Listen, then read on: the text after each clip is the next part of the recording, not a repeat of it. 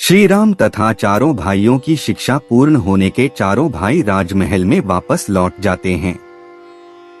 उसके कुछ ही समय पश्चात महर्षि विश्वामित्र राजा दशरथ के महल में आते हैं तथा राजा दशरथ से कहते हैं कि उन्हें श्री राम चाहिए ताकि उनके यज्ञ तथा अनुष्ठानों की असुरों तथा राक्षसों से रक्षा की जा सके।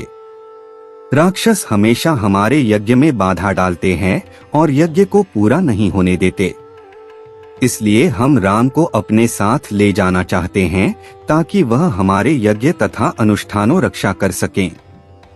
राक्षसी ताड़का का वध।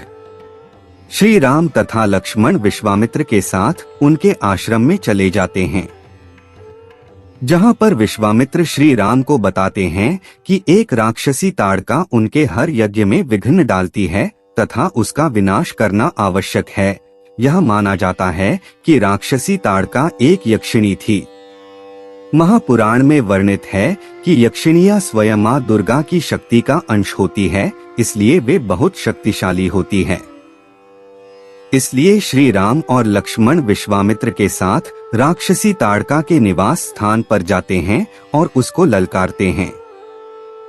ललकार सुनकर राक्षसी ताड़का बाहर निकलती है और इन पर हमला करने लगती है। काफी समय तक युद्ध के बाद श्री राम अपने एक बाण से राक्षसी ताड़का का अंत कर देते हैं।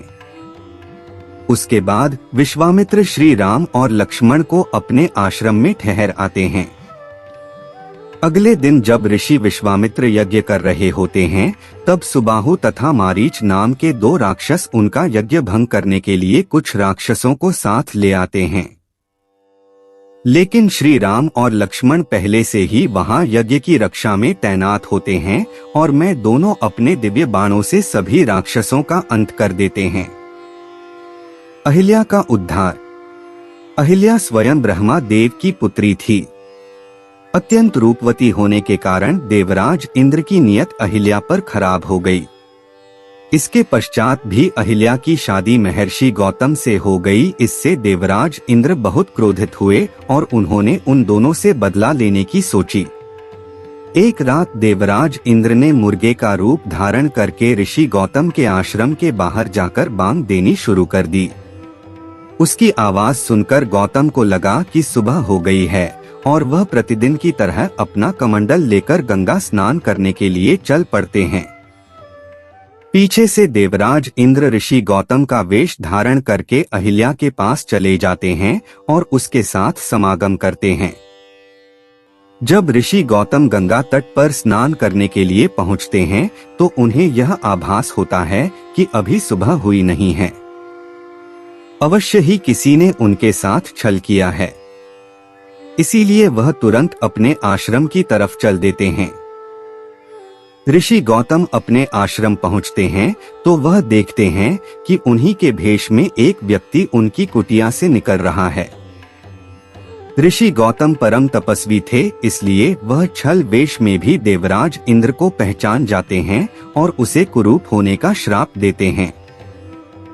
यह सुनकर अहिल्या अपनी कुटिया से बाहर निकलती है। तब वह समझ जाती है कि उसके साथ छल हुआ है और अपने पति ऋषि गौतम के पैरों में गिरकर क्षमा मांगने लगती है। लेकिन क्रोध में भरे हुए श्री गौतम ने उन्हें क्षमा नहीं किया और तुरंत पत्थर में बदलने का श्राप दिया।